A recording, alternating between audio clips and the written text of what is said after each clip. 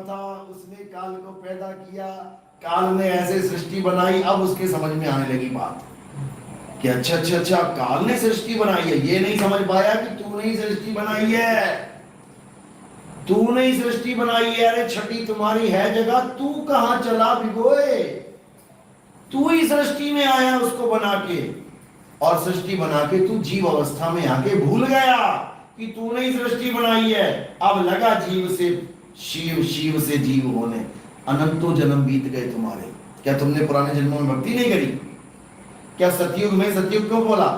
जिसमें सत्य ही सत्य है, जिसमें भक्ति ही भक्ति है। तो तुमने सतयुग में क्या तुमने डलेड हो या वहां पे, या तुम पत्ते ही खेलते रहे? सतयुग में भक्तियां करी है तुमने, त्रेता में भक्तियां करी है, द्वापर में भक्ति करी है, लेकिन तुम शिव से आगे नहीं जा पाए, तुम ब्रह्म अवस्था से आगे नहीं जा पाए। इसीलिए कबीर साहब को बार बार यहाँ आना पड़ता है और समझाना पड़ता है। जिस ब्रह्म को तुम सर्वे सर्वा मान के बैठे हो, अरे ब्रह्म बड़ा की जहां से आया,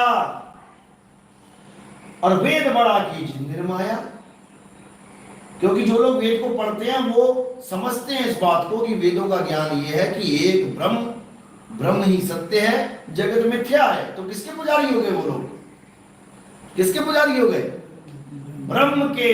लेकिन वो ये नहीं समझ पाते कि हम ही ब्रह्म हैं, हम ही ब्रह्म हैं, हम ही इस मिथ्या सृष्टि के जनक हैं। हमें नहीं समझ में आता। ये हमें तब समझ में आता है जब हम ब्रह्म ज्ञान में आ जाते हैं। जीव अवस्था में कोई कहे अच्छा तुमने सृष्टि बनाई है, बता के दिखाओ। ये सृष्टि नहीं, ये माया है। जो तुम्हें दिख रहा है वो माया है। जो दिखे सो माया। सृष्टि कहाँ है?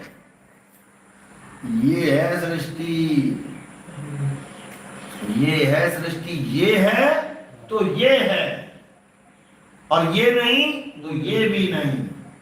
इतना तगड़ा जाल बुन रखा है, इतना तगड़ा। इस काया की वजह से ये माया दिख रही है। जब तुम सो जाते हो तब ये भी नहीं रहता, वो भी नहीं रहता, तब सूक्ष्म में आ जाते हो। फिर सूक्ष्म जगत, सूक्ष्म माया तुम्हें भरमाती है।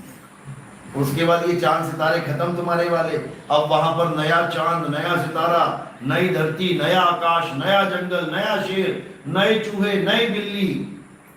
समझे? ये है तो वो है। कहते आप मरे जग परलय हुई। सारी सृष्टि खत्म हो जाती है तुम्हारे मरते मरते। तो ये इतना अटपटा ज्ञान है, जल्दी समझ ही नहीं आता किसी को। आ रहा है तो समझ में? मुझे नहीं लग रहा कि आ रहा है। तुम्हारा चेहरा बता रहा है हवाइयां उड़ी पड़ी हैं। यार क्या बोल रहे हैं? इसी तरह धर्मदास की भी हवाइयां उड़ी पड़ी थी। क्या बोल रहे हैं कबीर साहब? यहां तक कि कबीर साहब ने खुद अपनी वाणी में अपने आप को भी काल बोला उन्होंने, केवल धर्मदास को समझाने के लिए, जबकि वो काल नहीं थे। अब कोई मूर्ख ये कहता है कि कबीर साहब काल थे, अभी उसको पता ही नहीं है, उसको पता ही नहीं है कि वो क्या चीज है। समझे? तो ये वाणियों के गुप्त भेद है अभी 209 पे। इसीलिए मैंने अटका रखा है सबको कि जितना ज्ञान तुम्हें लगता है कि अर्जित कर लिया है, या तुम्हारा और दिमाग दौड़ रहा है, दौड़ा लो। आ जाओ जरा मैदान में, फिर देखते हैं जब आगे की वाणियां खुलेंगी। भागने को रास्ता नहीं मिलेगा इन अज्ञानियों को, क्योंकि यहाँ पर सारे भेद खोले जाएंगे। यहाँ पर ऐसा कुछ बचेगा ही नहीं कि तुम्हारी शंका रहे कहीं। जिस गुरु से भ्रम ना मिटे, भ्रांति जीव की ना जाए, सो गुरु झूठा जान के त्यागत देर ना लगाए।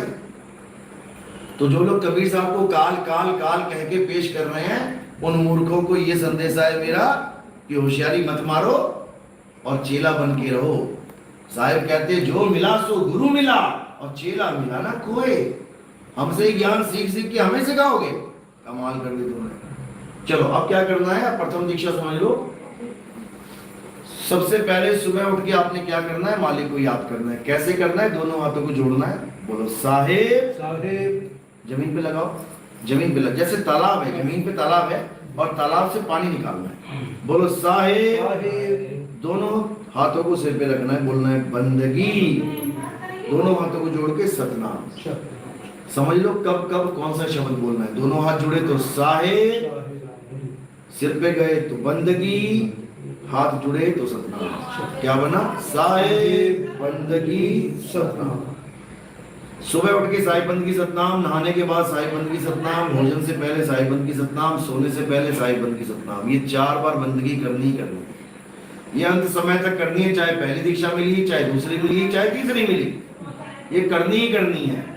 अब नाम क्या जपना है? बोलो जय गुरु, जय गुरु, जय बंदी छोड़, जय बंदी छोड़, जय साहिब जय साहिब सतनाम सतनाम साहिब बंदी। साहिब, जय गुरु, जय गुरु, जय बंदी छोड़, जय साहिब जय सतनाम सतनाम साहिब बंदी। साहिब। जय गुरु का मतलब ये नहीं कि किसी देही गुरु की जय चल रही है यहाँ पे। जय गुरु यानी सारे संसार का गुरु, उसकी जय। वो कौन है? परमात्मा ही संसार का गुरु है। जय बंदी छोड़, जो हमें बंधनों से छुड़वा दे, उसकी जय। बंधन में कौन है? ये जीव बंधन में है, उसे कौन छुड़ा सकता है? बहु बंधन में बांधे एक बेचारा जीव, और क्या बल छूटे आपने जो न छुड़ाए पीव। पीव यानी परमात्मा, शिव नहीं बोला यहाँ पे, पीव। शिव तो बंधन में डालने वाला है, यानी ब्रह्म तो बंधन में डालने वाला है, ब्रह्म तो मिथ्या सृष्टि में उलझाने वाला है। पीव है पार ब्रह्म, जो इस मिथ्या सृष्टि से पार लगाने वाला है।